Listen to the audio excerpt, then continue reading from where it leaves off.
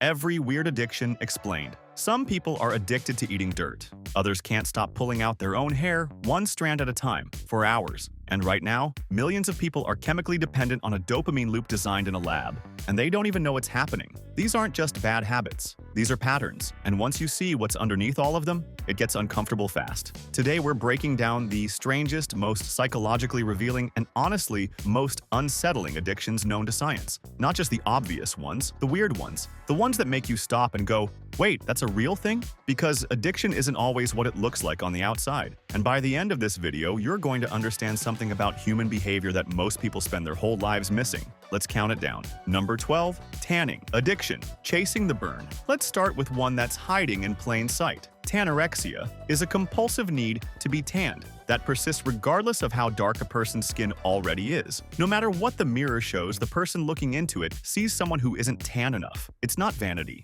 It's a documented behavioral pattern with measurable neurological components. Here's the science that makes this genuinely interesting.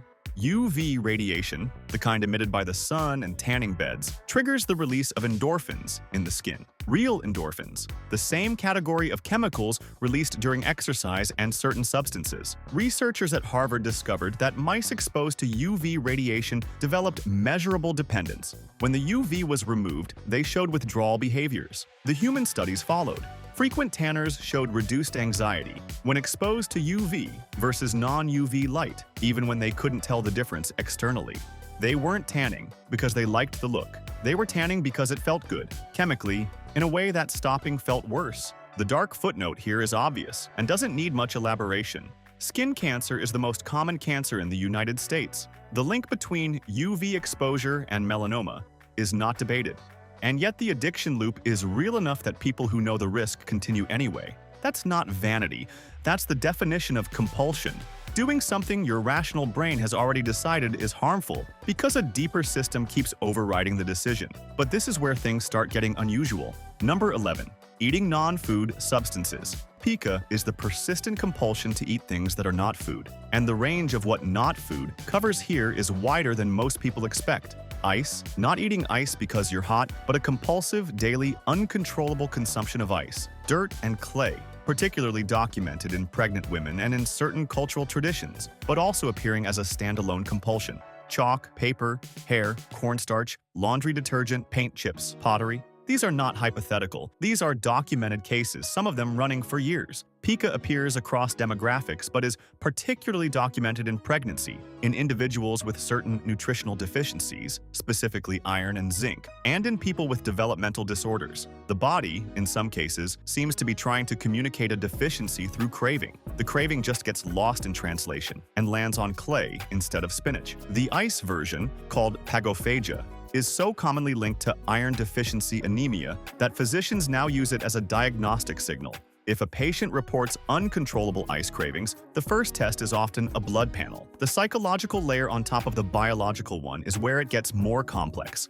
For some people, pica is a coping mechanism. The texture, the temperature, the act of chewing something non-nutritive becomes a regulating behavior, something the nervous system grabs onto during stress or anxiety the same way other people reach for food. The brain doesn't particularly care if what you're eating is edible. It cares whether the behavior produces relief. And sometimes, inexplicably, biochemically, dirt does. And this next one sounds like a joke until you look at the research. Number 10. Exercise. Addiction. When healthy goes wrong. Exercise addiction doesn't get taken seriously in conversation because the behavior looks virtuous from the outside. The person wakes up at 5 a.m. They run 6 miles. They lift. They track every macro. They never miss a session. They look, by every external measure, like someone who has their life together in a way that makes the rest of us feel vaguely guilty about the couch. But here's what's actually happening in a small but significant percentage of these cases. Exercise addiction, yuki or compulsive exercise disorder, is characterized not by the love of working out, but by the inability to stop.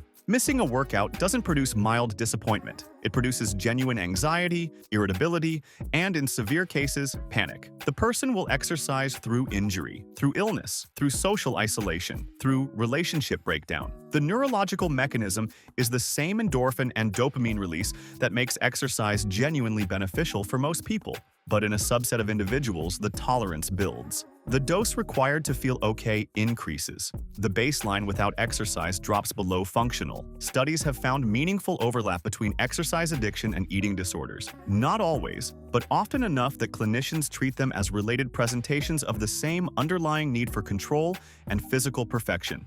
The dark version of this is the athlete who trains through a stress fracture, ignores the diagnosis, trains through the pain, and worsens the injury into something permanent. Not because they didn't know, but because stopping felt more threatening than the fracture did. That's not dedication. That's a system that has taken over the decision-making process, and it looks like discipline until it doesn't. Number 9. Social media. Addiction, the engineered hook. This one isn't surprising anymore, but it should be, because what actually happened here is extraordinary, and most people still haven't fully processed it. Social media addiction is not a metaphor. It is not, haha, I'm always on my phone. It is a documented behavioral addiction with the same structural features as substance dependencies: tolerance, withdrawal, escalation, and continued use despite negative consequences. The average American now spends between 4 and 7 hours per day on screens. A significant portion of that is social media. That is more time than most people spend eating, exercising, and having meaningful conversations combined. Here is the part that deserves its own moment of silence.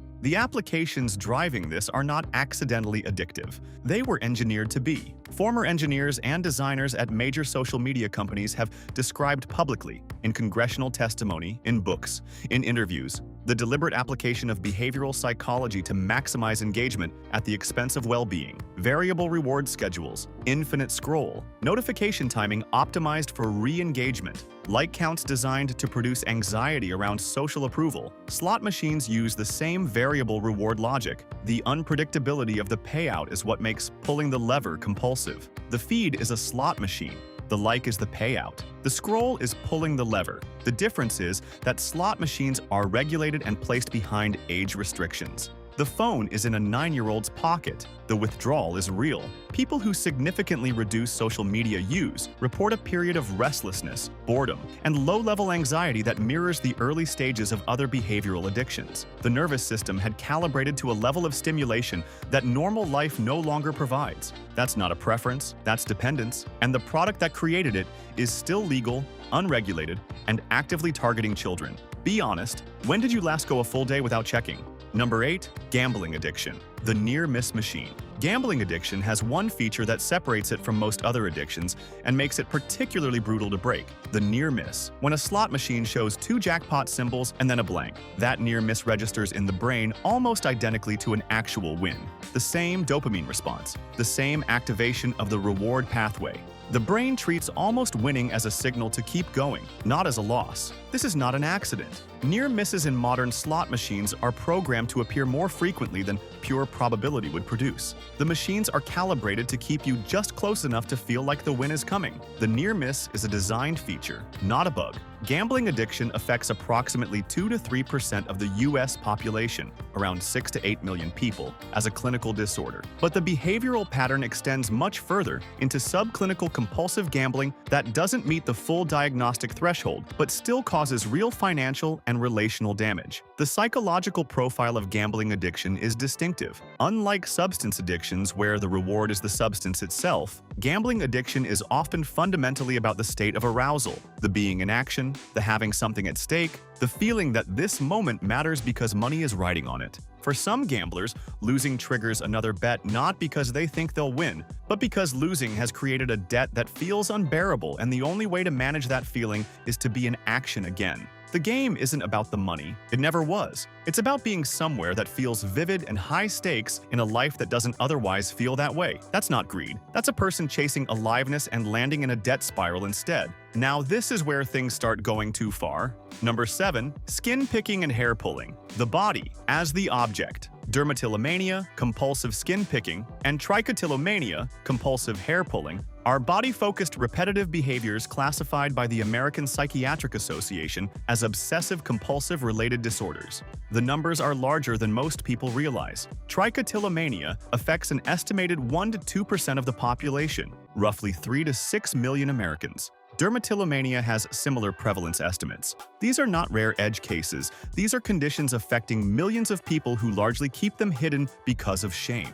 The behavior follows a specific pattern. There is usually a preceding emotional state, anxiety, boredom, frustration, a low-level restlessness, followed by the behavior, followed by a brief period of relief, followed by shame or regret, which feeds the emotional state that precedes the behavior. It is a perfect, self-sustaining loop. The body becomes both the instrument and the target. The hands need to do something. The skin or hair provides something.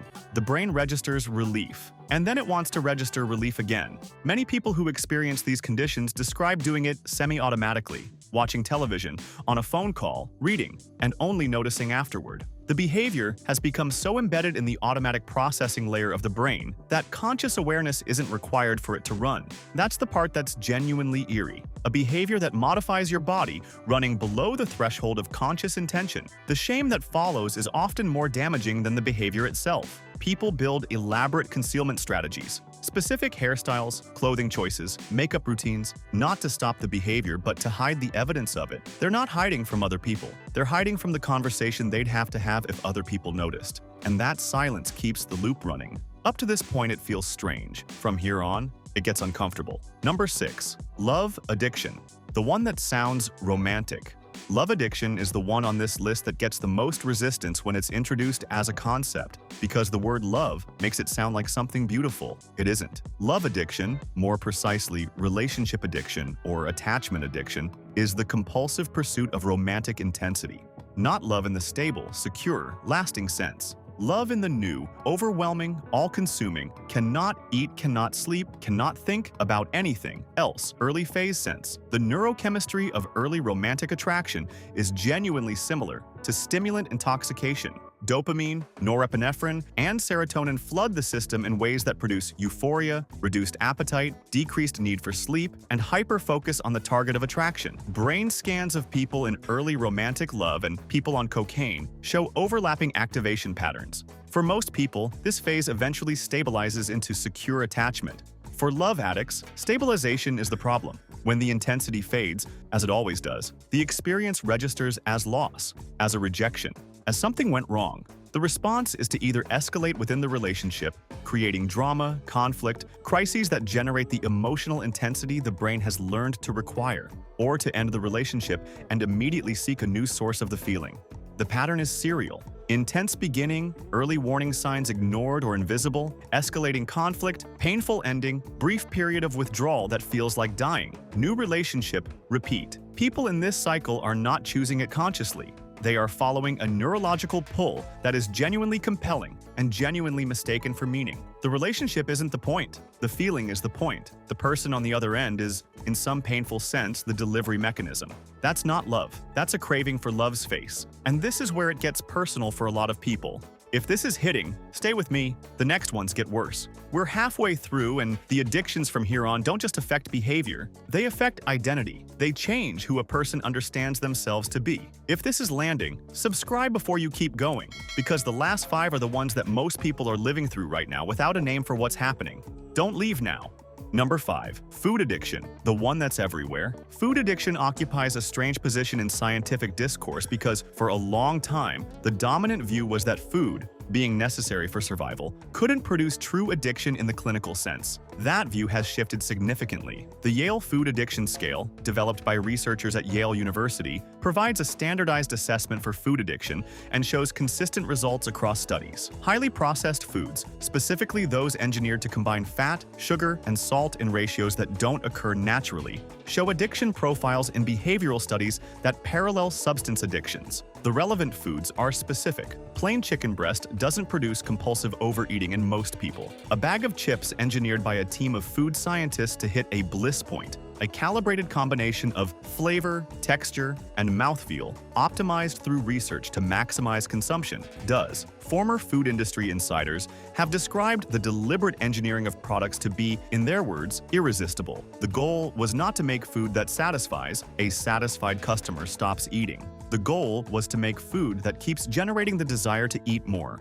The neurological mechanism parallels drug addiction with notable precision. The brain's reward system, the same dopamine pathway activated by cocaine, gambling, and social media, lights up in response to highly processed food. With repeated exposure, the system downregulates. It produces fewer dopamine receptors, requiring more input to achieve the same feeling. the baseline drops. Normal food becomes uninteresting. The engineered product becomes necessary. The scale of this is hard to hold. Obesity affects over 40% of American adults. Food addiction as a clinical condition is estimated to affect between 5 and 10% of the general population, significantly higher in clinical weight management settings. These people are not lacking willpower. They are fighting a neurological system that has been deliberately manipulated by an industry with an economic incentive to make losing that fight as likely as possible. That's not a personal failing. That's an asymmetric conflict. Number 4, technology and gaming. Addiction. The world that won't end. The World Health Organization officially recognized gaming disorder as a classified condition in 2018, a decision that produced significant debate in the gaming community and among researchers, but one that reflects a growing body of evidence that a subset of gamers have lost meaningful control over their play. The profile of gaming addiction is distinct from simply playing a lot. The defining feature is not hours played. It's the priority gaming takes over other activities despite negative consequences. Deteriorating relationships, academic or professional failure, physical neglect, sleep deprivation, combined with the inability to reduce play even when the person wants to. Modern games are extraordinarily sophisticated behavioral systems. They are designed by teams that include psychologists, behavioral economists, and data scientists who monitor player behavior in real time and adjust game mechanics to maximize engagement. The loot box, a randomized reward mechanism where players spend real or in-game currency for an unpredictable reward, is structurally identical to the slot machine. Variable ratio reinforcement, the most powerful conditioning schedule known to behavioral psychology. The progression system, leveling up, unlocking, achieving, provides an endless series of small accomplishments in a form specifically optimized to feel meaningful. The game gives you a story in which you are the hero, in which your effort produces measurable results, in which the feedback is immediate, clear, and satisfying.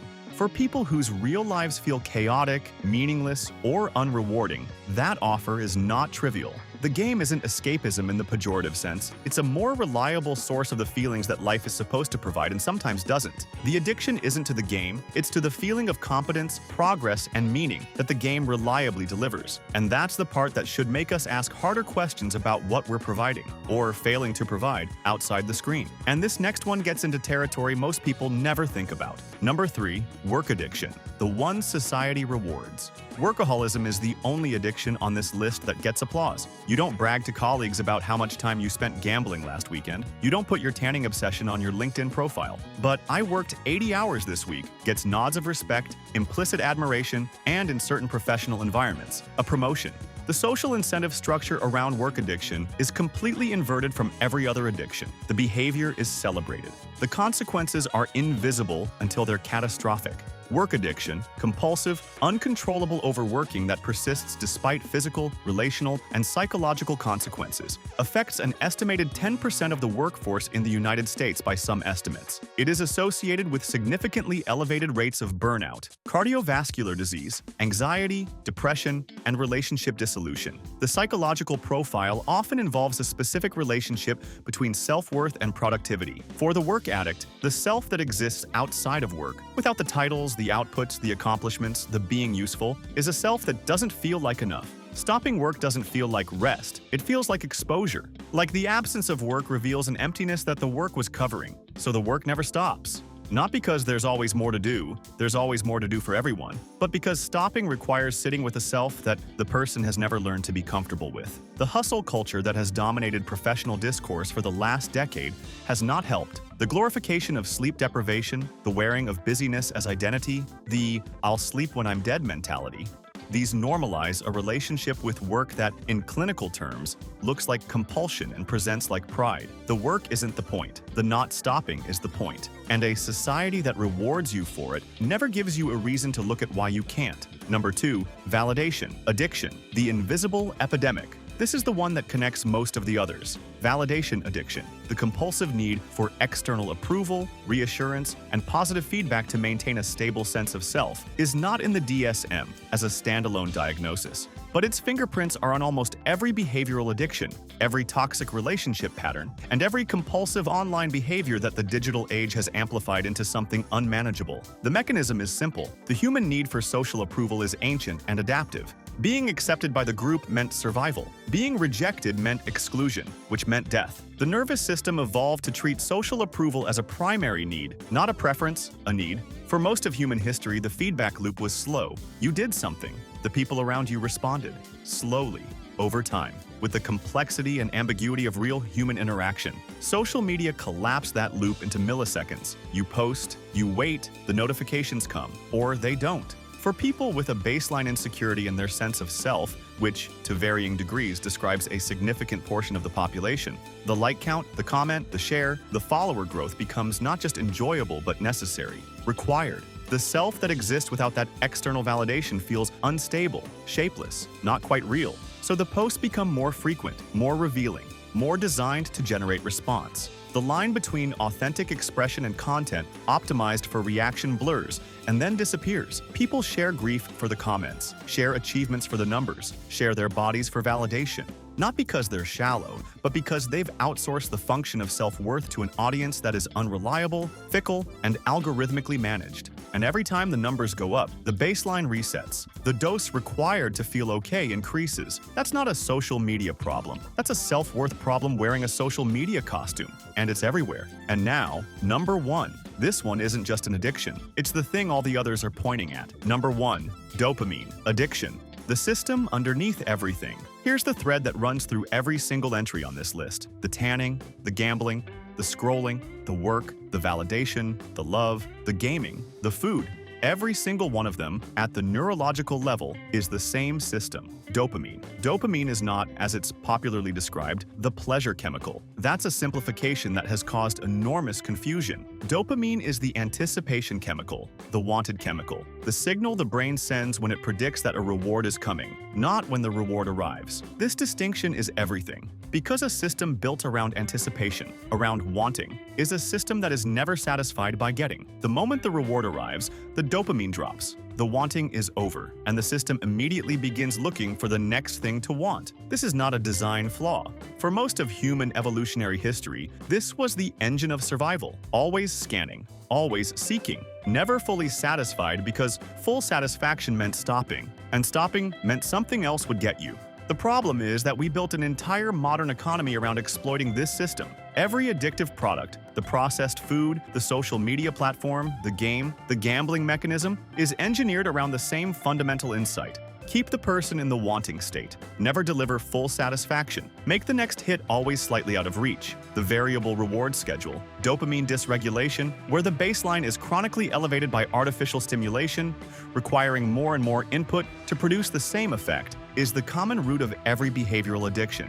And a lifestyle of constant stimulation, which is to say modern life, is systematically pushing more people's dopamine systems into states of dysregulation without anyone having made a deliberate choice to get there. People aren't addicted to their phones. They're addicted to the dopamine state the phone reliably produces. People aren't addicted to work. They're addicted to the dopamine hit of accomplishment, urgency, and being needed. People aren't addicted to validation. They're addicted to the anticipation of the notification. This isn't just addiction anymore. This is the operating system of modern life, running on a reward pathway that was built for a world that no longer exists, being exploited by systems that understand it better than most of us understand ourselves. And the first step out of any of it, every therapist, every neuroscientist, every recovered addict will tell you, is the same. Name it. Because you cannot manage a system you haven't seen. Take everything you just heard and set it side by side. Eating non-food, chasing burns, pulling hair, checking phones, gambling, overworking, craving intensity, seeking approval. Which of these actually landed? The one that made you stop and think, okay, that one is closer to home than I want to admit. Drop it in the comments. I'm reading every single one. And be honest, which one do you think you have at least a mild version of? No judgment, just honesty. I want to see what people are actually willing to say. Next video, we go somewhere darker. We're covering the habits and behaviors that the people around you are hiding. If you want that one before it becomes obvious, subscribe. I'll see you there.